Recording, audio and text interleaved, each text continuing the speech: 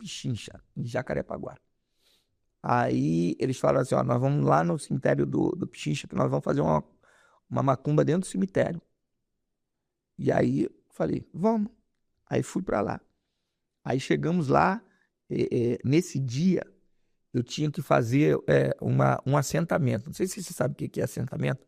Assentamento aquele vaso de barro, onde o demônio fica em cima, uma estátua fica em cima do, do jarro de baixo. É um assentamento. Vou falar de maneira resumida. Uhum. E aí eu tinha que preparar esse assentamento que era para um demônio chamado Sete Catatumbas.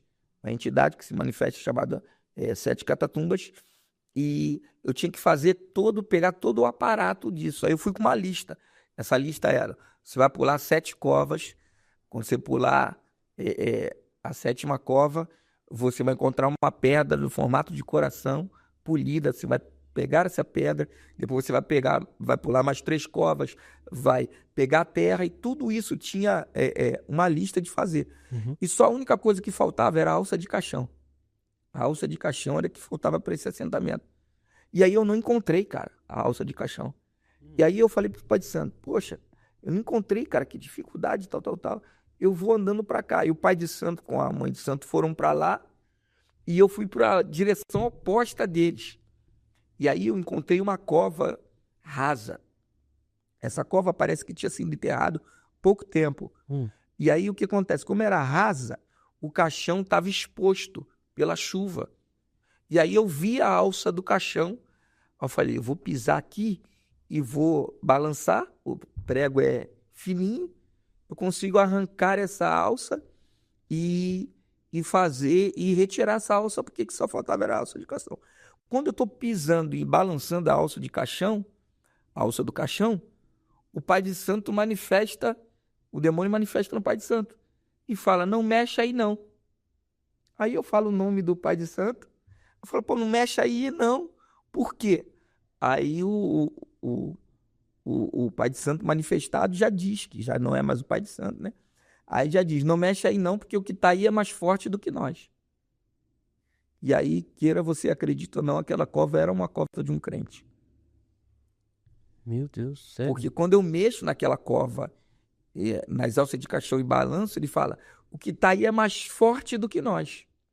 Não é mais forte como nós, entendeu? Mas é mais forte do que nós. E aí, na primeira, por isso que eu digo que primeiro você se convence, depois você se converte. Porque tem muita gente que está na igreja convencido e não está convertido.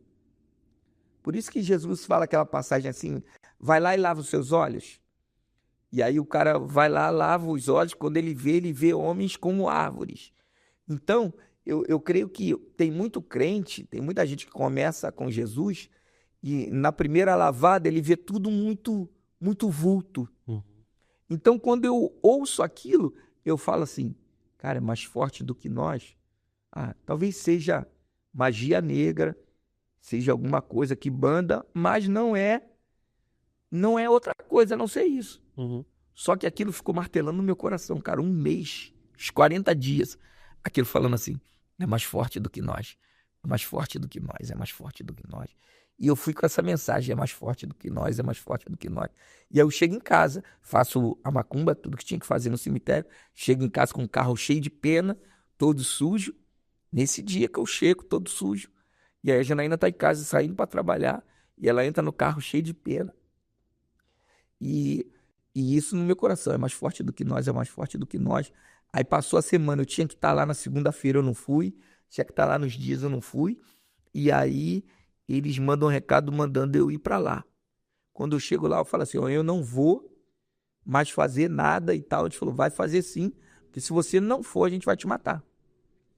Eu falei, vai me matar nada. Ele falou, se você não for, eu vou te matar. Eu falei, não vai me matar nada. E aí fico naquela rixazinha de não vai me matar nada. Aí chega nessa semana dessa participação que eu tinha que estar lá. Que aí eu tomo os tiros no carro, acerta na lateral do carro todo. E eu falo, poxa, quem me deu tiro no meu carro aqui? Todo mundo me conhece. E justamente eu estou numa encruzilhada, que lá onde essa escola de samba, Mocidade, independente de Jacarepaguá, ela é uma encruzilhada. O meu carro tomou tiro ali. Eu tô no tiro no carro ali.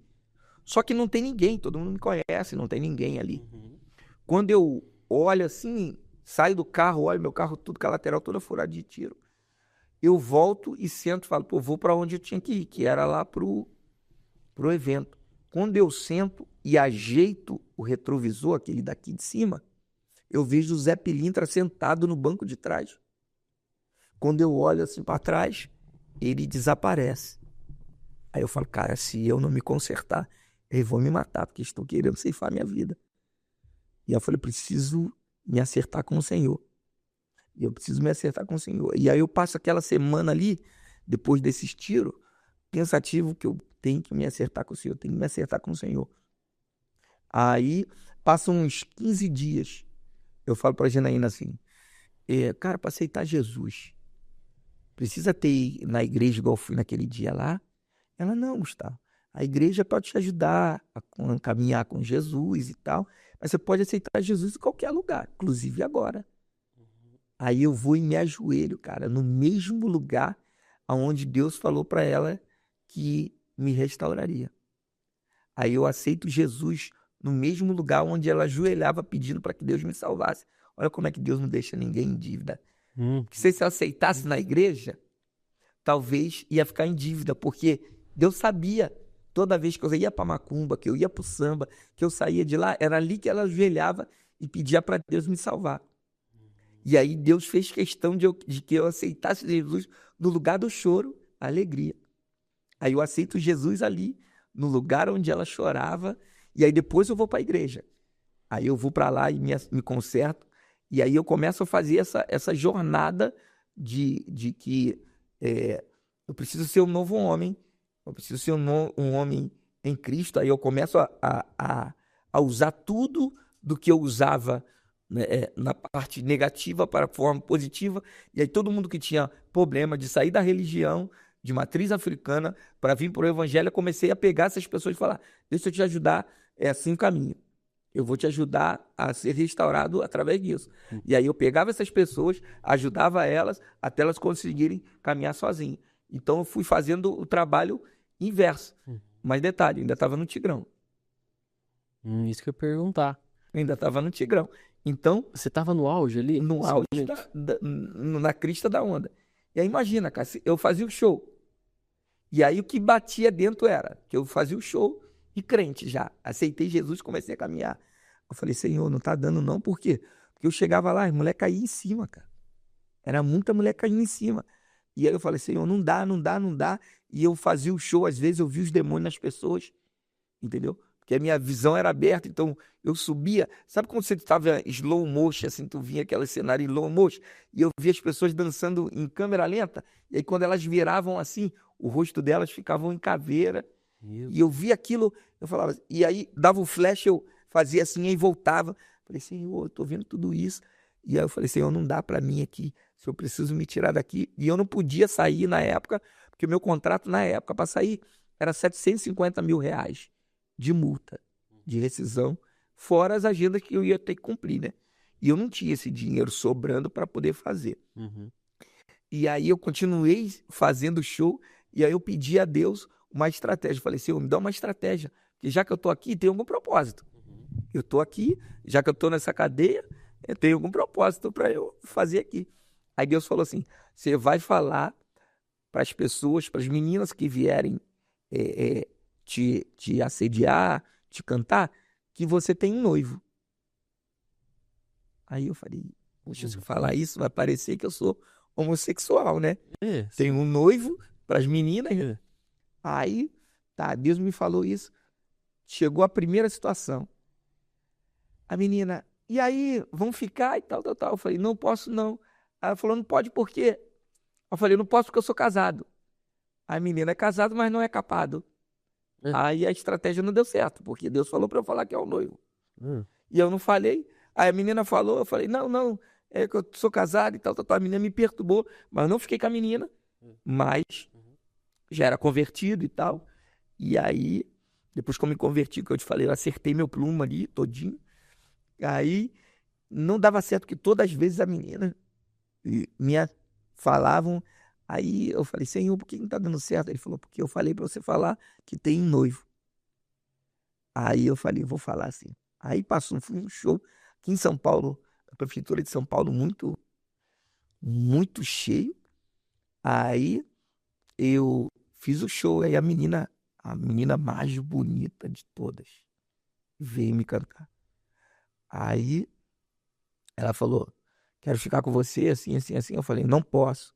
Falou, não pode por quê? Eu falei, porque eu tenho um noivo. Ela, você tem um outro homem, algo desse tipo, você é gay? Eu falei, não, eu tenho um noivo. Senta aqui que eu quero te explicar.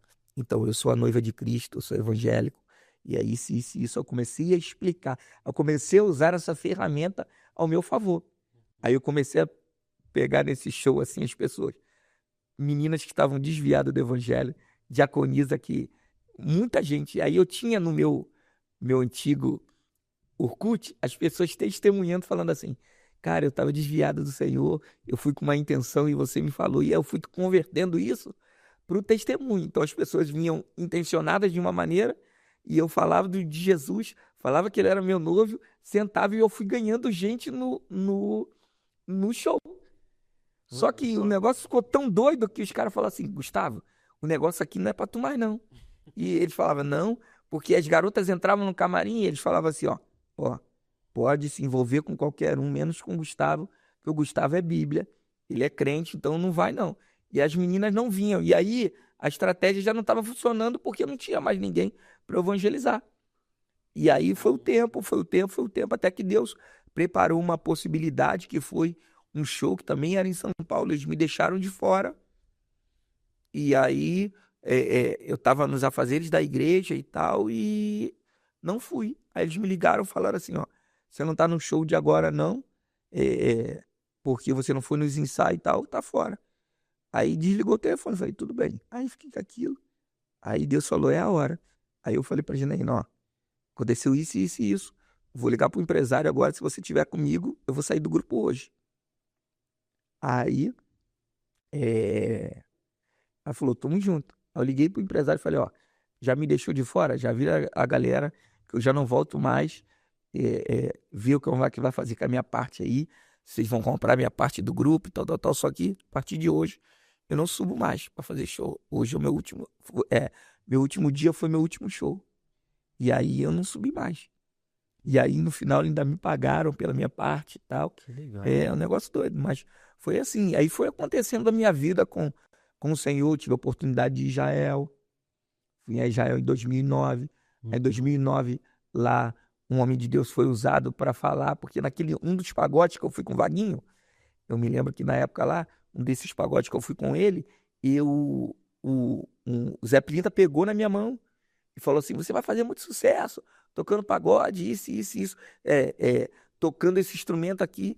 E aí, quando eu fui para Israel, lá em Israel, Deus tomou um homem e falou assim: ó, a unção que eu te dou hoje é a ministração com pandeiro. Então, pessoas vão ser saradas, curadas através dessa unção. E eu tive a oportunidade de usar, eu tenho um pandeiro lá, o nome do pandeiro é Davi, entendeu? E eu já ministrei com pandeiro algumas vezes, e Deus batizou com o Espírito Santo. Deus fez libertação, então é uma unção diferente, entendeu? Algo diferente, com música. E quando eu toco pandeiro e começo a adorar, há libertação sobre isso. Então, são coisas que eu exerço quando eu estou fazendo essas imersões ou esses seminários, quando eu sou chamado a alguma igreja, algo desse tipo. Então, é, é, é aonde Deus tem me levado nessa jornada com Deus aí. Glória a Deus, meu Deus. E o senhor fazia rituais para ser famoso? Ou não? Você buscava isso nesses rituais? Não, Pra fama? para ser famoso, não. Não. Mas a melodia, sim. Por isso que eu digo. Eles falavam assim: essa música tem que ser. Tananana, tananana, tananana, tananana. Bota uma letra nisso. Entendeu? Só dava Dava frequência à música, melodia, a melodia. entendeu? Entendeu? Ou então eles falavam assim: a música tem que ser assim.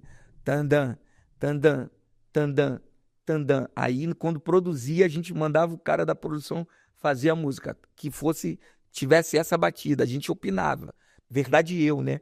Opinava na hora da produção, falava, pô, bota esse negocinho aqui, cara.